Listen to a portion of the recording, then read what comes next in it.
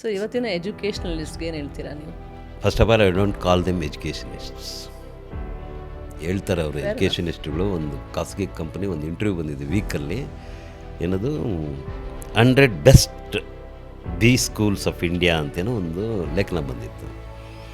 ಒಂದು business school head ಹೇಳ್ತಾನೆ, ನಮ್ಮ ಎಕ್ಸಲೆನ್ಸ್ ಏನು ಪರ್ಫಾರ್ಮೆನ್ಸಲ್ಲಿ ಆಲ್ ದೀಸ್ ಇಯರ್ಸ್ ಅಂತ ಅನ್ನೋದಕ್ಕೆ ಅವ್ನು ಹೇಳ್ತಾನೆ. ನಾವು ಪೆಪ್ಸಿ ಕಂಪನಿಯ ಆಲೂಗಡ್ಡೆ ಚಿಪ್ಸನ್ನು ಗರಿಗರಿಯಾಗಿಡೋದು ಹೇಗೆ ಅನ್ನೋದಕ್ಕೆ ನಾವು ಇಷ್ಟೊಂದು ಅಚೀವ್ ಮಾಡಿದ್ದೀವಿ ಅಂತ ಹೇಳ್ತಾ ಇದ್ದೀವಿ.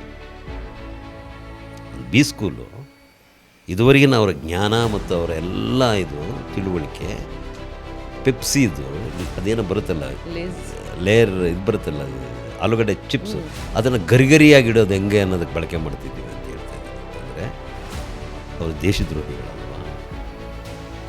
ಯಾವುದಕ್ಕೆ ಬಳಕೆ ಆಗಬೇಕಾಗಿತ್ತು? ಈ ದೇಶ ಯಾವುದನ್ನು ಬಾಧಿಸ್ತಾ ಇದೆ ಅದನ್ನು ಕಡಿಮೆ ಮಾಡೋದಕ್ಕಾಗಬೇಕಿತ್ತು. ಎಸ್ಕಿಮೋಗಳಿಗೆ ಐಸ್ ಮಾಡಿದವನು ಬೆಸ್ಟ್ CEO ಅಂತ ಅನ್ನೋದಾದರೆ ಅದರಂಥ ಕ್ರಿಮಿನಲ್ ಆಗಿರುವಂಥ ಥಿಂಕಿಂಗ್ ಇನ್ನೊಂದಿಲ್ಲ.